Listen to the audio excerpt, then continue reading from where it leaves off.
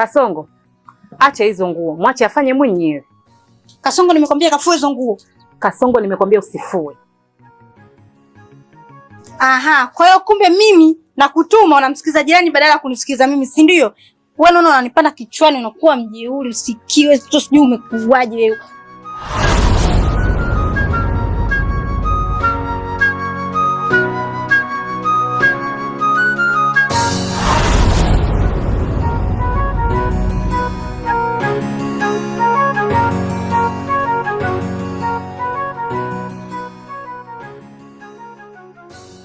Bila shaka Joa na familia yake washazurika vya kutosha na ile sumu. Na imani kwa sasa hivi wote watakuwa mandondocha pale ndani. Maana ile dawa anayoitia pale kwenye maziwa, mtu akinywa tu anaparalyze kabisa. Kwa hiyo sasa hivi hakuna yoyote atakayeweza kumsaidia mwenzie. Na vipi kama wajanya wote na amekunywa mmoja tu? Labda kanywa mama Misondo na mumewe. Misondo si atamsaidia? Mama, hapa ni bora twende tukahakikishe, tukajue kama wamekunywa wote. Mimi nina imani 100% kuwa wote washakunywa. Maana kama kuna aliyepona, wangekuwa washakuja hapa. Maana wanafahamu fika kama sisi ndio tuloa pale maziwa. Lakini kwa huu kimya ninaoona mpaka sasa hivi, naamini wote washakunywa. Sasa mpango unaofuata ukoje? Na kama washakunywa maziwa, kinachofuata tu ni wao kufa na njaa. Maana hakuna anayeweza kujisaidia kwa chochote. Kwa maana hiyo, huu ndio mwisho wa Joa na familia yake. Wanakufa. Na vipi sasa kuhusu nguvu za Misondo? Angalikuwa mimi nazitaka. Maana akifa, si tutazipoteza. Nguvu za Misondo tushazipoteza. Kwa sababu tulishindwa kuzichukua. Bora wote wafe, ili wote tukose.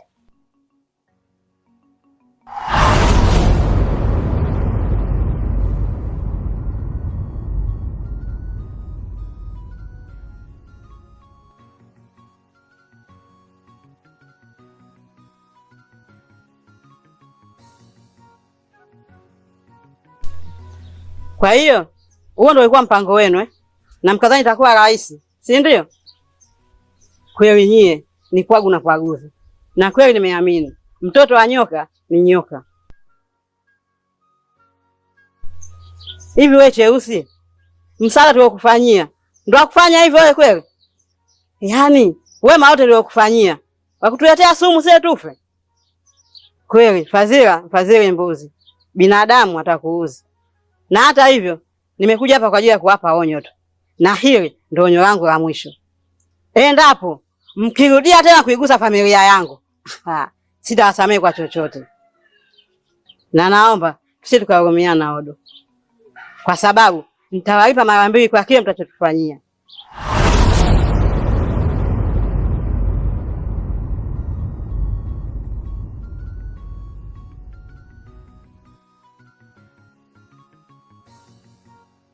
Hii imewezekanaje?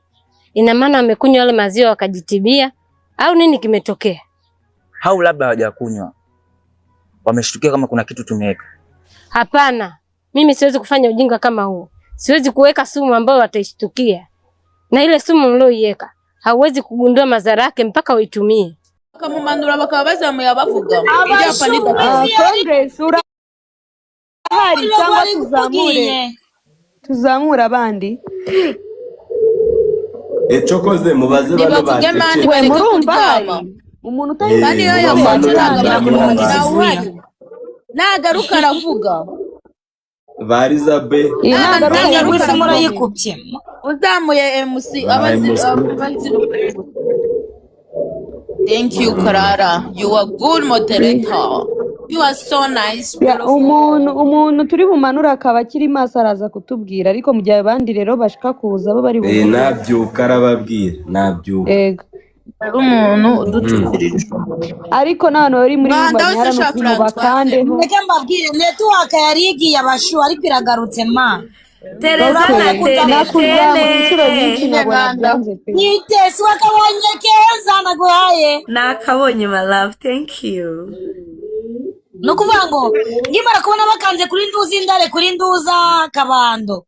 Nahise ndekereza ko bagiye kugira kumukanda yindi ndagamba ngo reka nikodi. Nanjye ndaje gaki. Kabano. Norbe wankanda. Congress urashaka kuzamuka, niba ushaka kuzamuka ndagusabye. Congress ngandakana k'intare mite nk'umwanya. Yego mwana Congress w'intare. ngandakana k'intare mite nk'umwanya. Mrs. Crack ituzamura Congress namara kungandakana k'intare. Nana ndiko ndi umugambira w'umushamba anshikuye amagufa yanjye amagufa y'imbwa nako nkanda hose we ntujya ukanda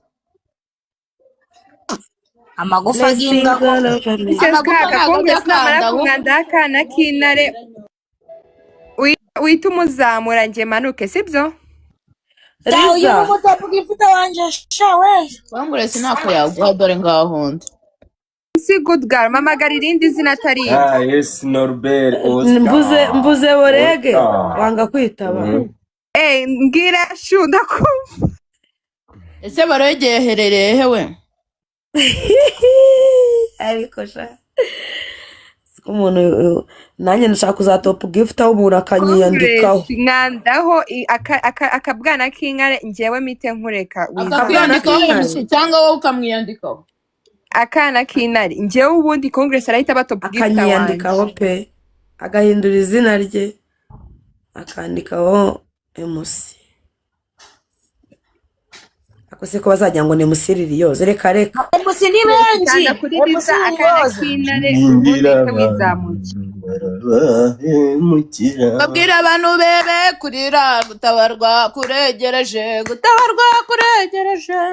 ndaje ndaguca izo ndirimbo zirahita turi muri Kenya mutuzamu sha biji nurenga ku batopa gift amfite hano erega hari abatarabyuka baryamye nyamara nakunyuraho uraje urabibona Mrs. Cry iyo uri muri VIP uri muting n'ibinanga ndikandaho Oya sheri nanindi kugabura umwana ndajyana namusinzirize bwake ni saa 3 uwo mwana mana najya urasinzirizwa nanjye ndashaka kuba umwana izire nguteteshe yana kinyoni ikanzu yawe ibyo bijuganire nabi mwana wabandi nabo nicana kinyoni ari umwana wawe neza Izire nguteteshe wowe mwamikazi wanje nuko wow ngandaho tere wifite ijwi ryiza ma good girl yola ziziya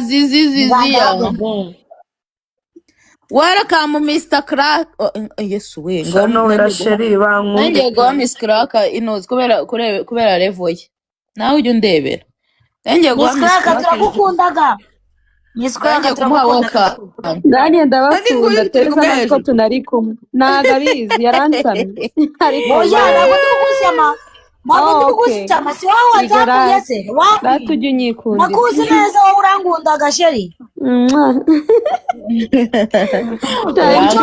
Ifata sheri kuko ari wowe muntu basanga ukangwaniririsha why not send 1 2 umpa murebe ibintu bari kutubwira mutsapinge hanyuma mudu blessing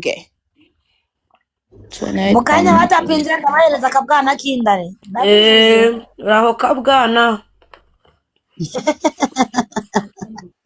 nanje ubwanje ndakabwana nabonye intare pe nta yindi gift nshaka ubu ndashaka ko mu blessinga bisanzwe gusa MC haracyari universe kubona ntago birangirira ku intare ubu si umunsi baguhaye universe wayanga Tike ku university y'ubwoba umva mbese MC intare nangahe byabaye ndakubwira bamwe muri bo bakaba batangiye kumenyera cyakoza ugize icyo werekana nsabi nuko bamutangiye kumenyera hari abantu batari bakwizeye kuriya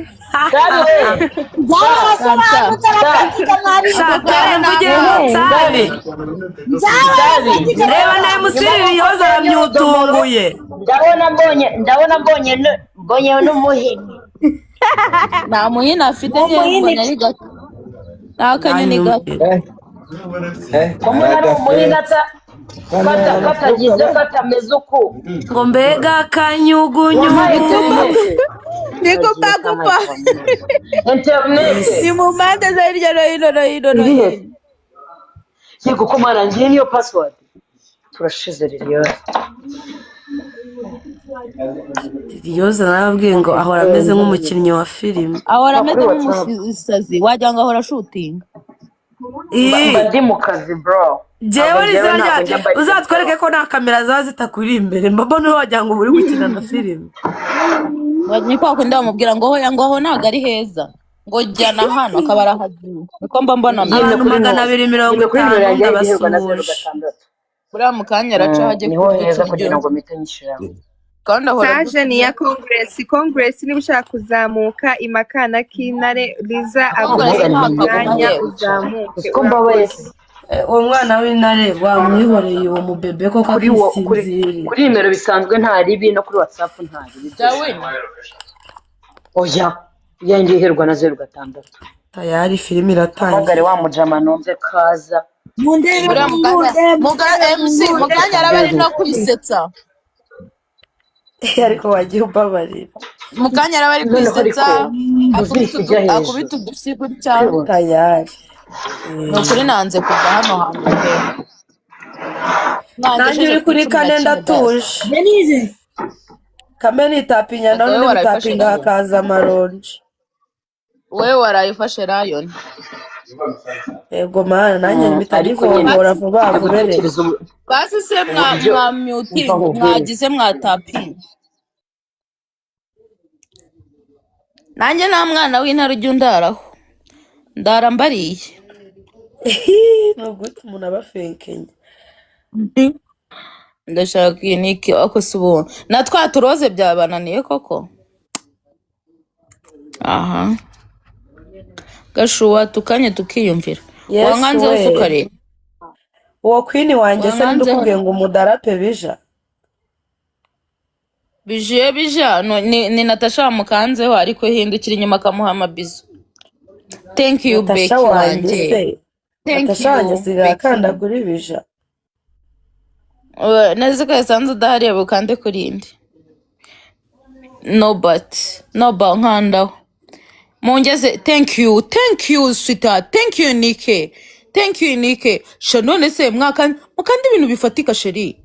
Munkande yo kutuntu dufatika. Mukanya ndaje twivugira ikinyarwanda sibyo? Mube muretse hano tuvuga icyo amakoyini mukande aho vuba twigendere. Hari kibazo? Ewa. Ngira bumva nimugire vubaga. Unda nsabi. Gashuwanutse. Maria ndakuzi se? Byari fantastic. Ukinkunda biri romantic. Umaze guhinduka ahari urukundo haje intambara. Usigaye ufite indi mpumuro. Wahinduye imico n'imyifato. Ndagusamye kandi nakubonaga mu ifoto n'ishusho y'urukundo. Ese borende hagarariye ku 6 kwariza. Ewe. Thank you mwiza wanje. Sha mu nkande ho nta kibazo twigendere. Thank you mwiza. Mu nkande ho twigendere nibura mugeze kuri 15 twivire hano. Sibyo. Ufite akazi kazi kubakorora wa mukobwa. Mu nkande ho twigendera. Mugeze ku 7,000 urabukoze. 15 ariko se we mu nkandire kuri Gashumba hano uwo mukobwa wambaye amarinete. Ako jandi yumva ariko nibirinete ngo ndi gusaba mwanganzeho tukigendera wo Gashumba wacu umwiza wanjye wakoze kuturoze twanyu ndatwubaha